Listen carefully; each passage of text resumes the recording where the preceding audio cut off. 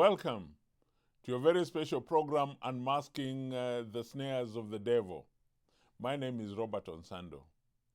Today we have a very special program with you and the topic that we want to share. And it is all about absolute power. Absolute power is a deal that the devil has been gambling along for a very long time. And he wanted to ensure that he takes over everything as much as he's a creation.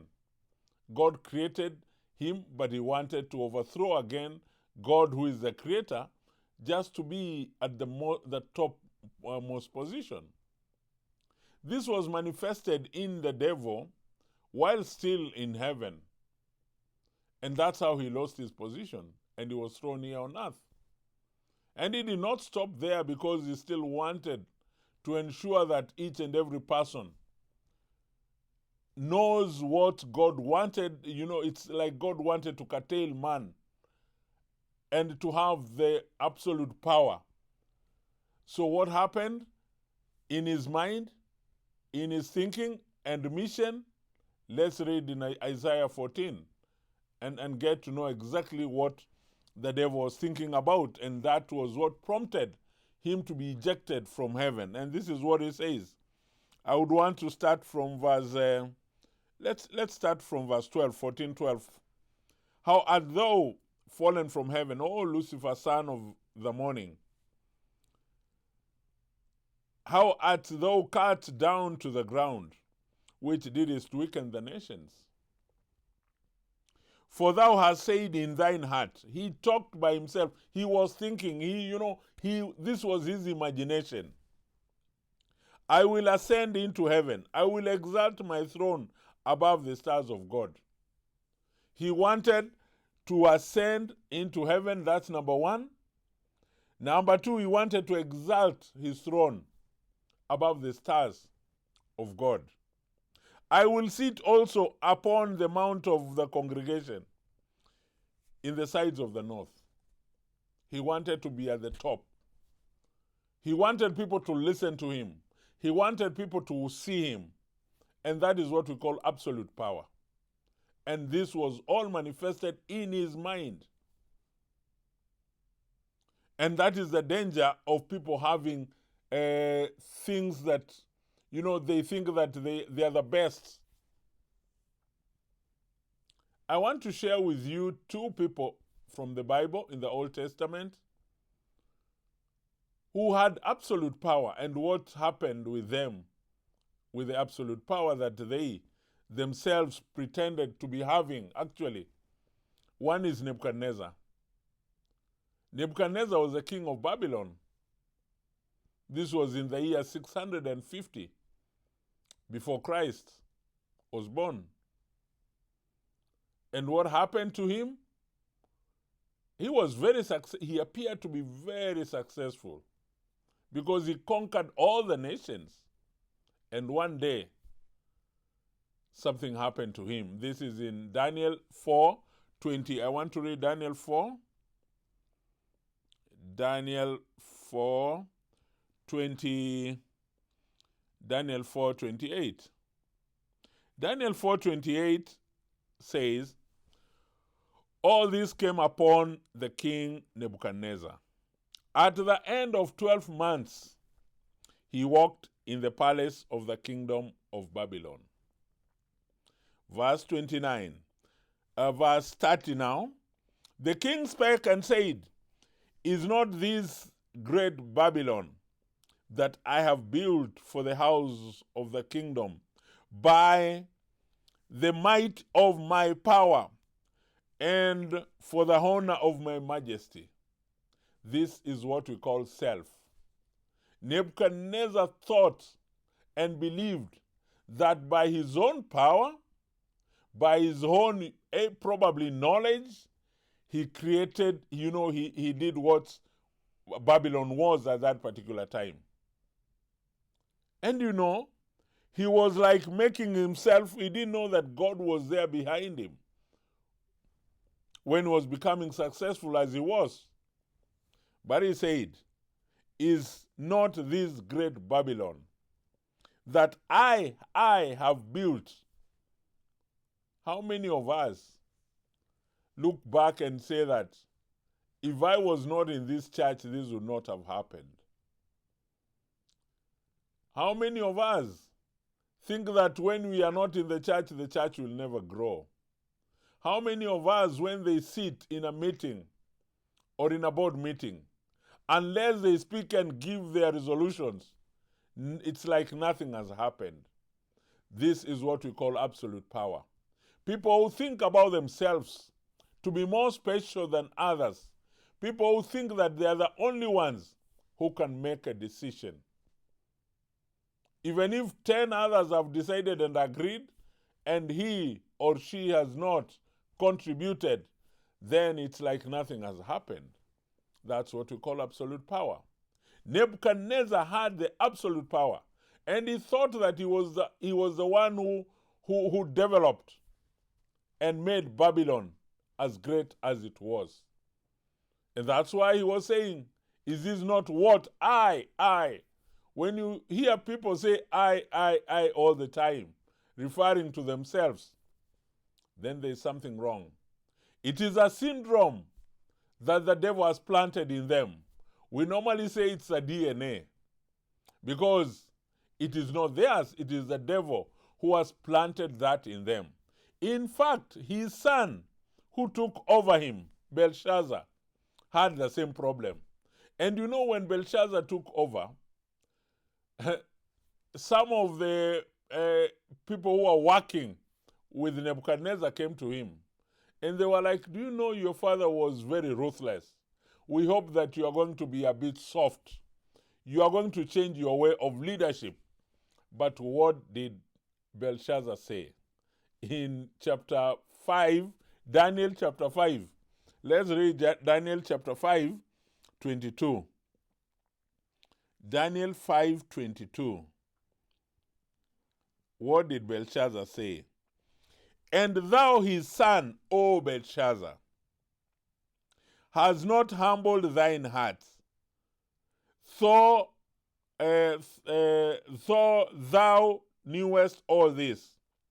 But he has lifted up thyself against the Lord of heaven, and they have brought the vessels of his house before thee. And thou and thy lords, thy wives, and thy concubines have drunk wine with them, and thou hast praised the gods of silver and gold of brass, and gold and of brass, iron, wood, and stone, which see not hear, nor know. And the God in whose hand thy breath is, and whose are all thy ways, hast thou not glorified? Belshazzar became worse than his father. In fact, he took all the silver, there were things that were holy. He was not supposed to even touch them, but he used them for his own sake. In fact, he turned now from worshiping the true God and started worshiping all the other gods that we are talking about here. He became worse. He was actually whipping them double than his father did. This is what absolute power is. When you've been given power, when you have been elevated to a certain position, how do you behave? How do you see yourself? Do you still rely on God's guidance in leadership? Or do you create your own ways of leading people and become the one and only one who can make all decisions? This is the problem that we are having in most of our churches today. But I want to share something else that has come up now. Because after all this had happened, there was a warning that was set. And Jesus came just to change the model of leadership that was there. Jesus came as a servant. This is something that people did not believe that would have happened. Remember how the Pharisees used to behave? They also had absolute power. But what does Matthew 20 say? I want us to read Matthew 20 to see the warning and how the trajectory now is changing from absolute power into something else. Matthew 20:25. Matthew 20:25. And this is what it says. Things now are changing here. But Jesus called them unto him. He called his disciples and said, Ye know that the princes of the Gentiles exercise dominion over them, and they that are great exercise authority upon them. There are those people who exercise whatever power they've been given. You know, they want to be seen as being powerful. This is Jesus now telling them. Listen to what he says in verse 26. But it shall not be so among you. But whosoever will be great among you, let him be your minister. Things are now changing.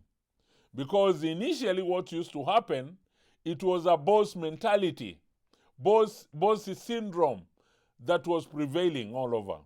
When you are the leader, people are supposed to serve you. But Jesus is telling them, as much as you know this is what used to happen, I would want now to change tables. Now, from today, whosoever will be great among you, let him be your minister. What does minister mean? Minister means now you are supposed to serve. You are no longer to be served as it used to be. Then you go to verse 27, and whosoever will be chief among you, let him be your servant. So it is a new leadership model that Jesus is bringing to the people. He is telling them, from now henceforth, I would want you who have been given the leadership position to be servants, to serve the people, and not people to serve you. And in fact, Jesus practiced exactly what he said. In John, let's read the book of John and see how Jesus practiced what he exactly said. John 13:12. John 13:12. So after he had washed their feet, who is this who had washed their feet? Jesus himself. And he had taken his garments and was set down again. He said unto them, Know ye what I have done to you today? Know ye what I have done to you today? I continue in verse 13. Ye call me Master and Lord, and ye say, Well, for so I am. Verse 14. If then your Lord and Master have washed your feet, ye also ought to wash one another's feet. If you guys who call me your Lord, I have come down to the level of washing your feet. In Israel, during those days, when a visitor comes to your house, the first thing you do is to wash his feet, just to show him that you've welcomed him into your house. And remember, those days people were walking bare feet. And in Israel and Jerusalem, there was a lot of dust. You know, it is a desert. You can imagine when you take to wash somebody's dirty feet, dusty feet, that is quite humbling. And Jesus did the same. So he told them, the way I have done this to you, you must also reciprocate it to other people. You must do it. You must serve other people the same way. And this is what he says. For I have given you an example, and you should do as I have done to you. He gave an example of becoming the first servant, and he washed the feet. This is not easy for many people. Many people would want to be served instead of serving. But Jesus has now turned the whole story. We have to serve. When you are a leader, you show by example. That is number one. That's why Jesus said, I have given you an example. This is what I want you to do. You don't tell people to do things that you yourself cannot do. You must be in the front, lead, then other people follow you. Not like in the African way where the cattle or herds of animals are in front and you are behind, chasing after them. The best way is be in the front and let them follow you. That is the new model of servant leadership that Jesus has brought on board. I want to share something else because from now henceforth, the bossy mentality, Jesus was trying to tell them, the bossy mentality is now gone. We don't want any more people, being leaders who cannot lead, who want to be served. The bossy mentality was something that was in the Pharisees. And these are people who wanted always to be seen by people in marketplaces. They would go sit in front, so that they are seen. In fact, you'll be surprised in most churches. These guys have the best seats, the kingly seats, and they are put in front. I went to a church where I was surprised to find that the leaders, where leaders sit, instead of water, they have juices. And other people do not have anything. And they are watching as leaders are drinking their juices and doing whatever they are doing, and they are sitting on the best seats ever. While the rest of the congregation they are seated on pews. They had chairs. Is that a type of leader that you are? That is what Jesus was trying to rebuke in Matthew 23. What is he saying in Matthew 23? Matthew 23, he's rebuking exactly that 23:5. Let's read 23:5. But all their works. Let me read from let me read from verse 1. Then spake Jesus to the multitude and to his disciples, saying, the scribes and the Pharisees sit at Moses' seat. All therefore whatsoever they bid you observe, that observe and do. But do not ye after their works, for they say and do not. They sit in Moses' seat simply means they have taken the laws of Moses. They are the ones who've been given the authority to share, to teach, to preach. But what they preach is not what they practice. What they teach is not what they practice. So this is a warning that was set, that listen to what they say, but don't do as they do. Verse 4, for they bind heavy burdens and grievous to be borne, and lay them on men's shoulders, but they themselves will not move them with one of their fingers. They would want people to carry heavy burdens. But when you give it back to them, they cannot.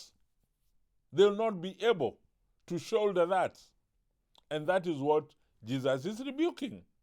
He's telling them the best thing that you guys can do it first, then others follow. But these Pharisees, what they used to do is, they would, reprimand people, they would order people to do things, but they themselves were not able to do. Verse 5, but all their works they do for to be seen of men. They want to be seen. And they make broad their phylacteries and enlarge the borders of their garments, and love the uppermost rooms at feasts and the chief seats in the synagogues. That is exactly what we are talking about here. These are the leaders that Jesus rebuked and came to change the model of leadership that used to be there. The hierarchical leadership, the authority, there are people who had full authority Absolute. That's what we call absolute authority. Jesus was against that absolute authority. And that is exactly why he introduced what we call servant leadership. And when he introduced servant leadership, people used to call themselves big names. Even now, people call themselves big titles. People love to be addressed by their titles. Let me ask you, if somebody has a PhD and you make a mistake, PhD means this is people who have gone to school well anyway and have attained that. You must call them by their first title. If it is a doctor, call him Dr. So-and-so. Then they'll feel like you've recognized what they have done. Of course, it's not bad. But there are people who would demand you to call them that. There are people who demand to be called reverends, archbishops, fathers, and all these kinds of titles. But when Jesus was here, he only introduced through his disciples 2 positions or 2 offices in the church. And these 2 positions or offices are well stipulated in the book of 1 Timothy 3. The first one is an elder. An elder has been, this is one of the positions that has even the requirements that one needs to have in order to be elevated, to be given, to be called an elder. If you read at your own time, 1 Timothy 3, from 1, go downwards, you'll find that. One is an elder. And again, I want to read a few verses here, just to ascertain that they regarded an elder more than the other bigger names that people call themselves and bigger titles. 1 Peter 5:1. What does 1 Peter 5:1 say? 1 Peter 5:1. The elders which are among you I exhort, who I am also an elder. Peter was also an elder. So he was just confirming and telling the elders that he needed to exhort is persuade. So what I only wanted from this verse is to tell you that an elder is a recognized title in the Bible, which people do not recognize at all. In most churches, an elder is the person who supports the pastor.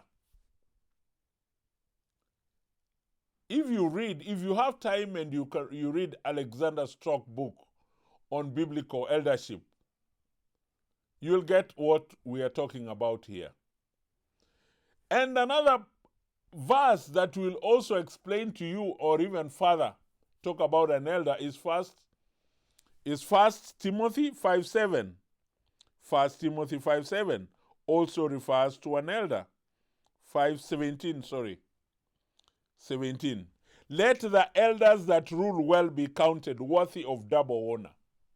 Let the elders, not let the reverends, not let the fathers, not let the archbishops, but let the elders who rule well be counted worthy double honor. I'm only trying to point at you where elders have been recognized in the Bible. And these are the same elders whom, when they are being appointed or elevated to that position, we have qualifications that have been set. And in the qualifications, by the way, we do not have what we call academic qualification, that one must have attained a certain level of normal academic qualification in order to become an elder.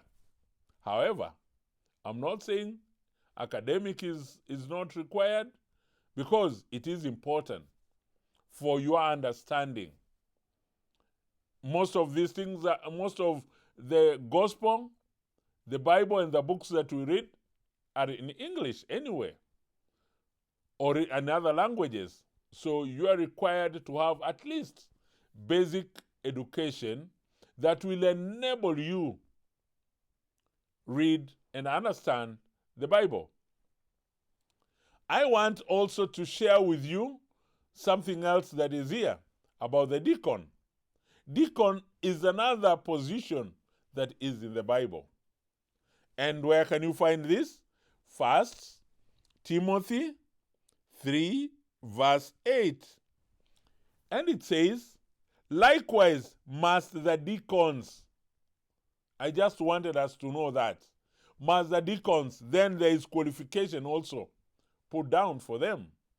And remember what happened in the book of Acts, where we have, after the disciples, the disciples were doing a lot of work. But when the numbers increased and there were complaints coming all along, they enacted or came up with new deacons. And this is in Acts 6:1. Acts 6:1, we have also the deacons being appointed. And there is a way that they were also appointed. And those days when the number of the disciples was multiplied, there arose a murmuring of the Grecians against the Hebrews, because their widows were neglected in the daily ministration. Then the 12 called the multitude of the disciples unto them and said, it is not reason that we should leave the word of God and serve tables.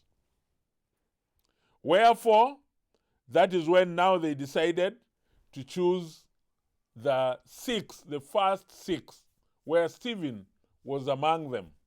So these were the deacons. What has happened now? We have gone back, and there is a warning that was set in Romans 12:2. And the warning was all about, let us not copy from the world. Actually, the world is supposed to copy from the church. So unfortunately, the pagan way of hierarchical leadership that was introduced by Constantine is what we have adopted. And this is what we call the pyramid, the pyramid governance. The pyramid governance. So my brothers and sisters, I would want us to avoid the absolute power and try servant leadership, which Jesus himself gave us an example on how to apply that model. If you want to get more information, go to our website, cgi.org, and may God bless you.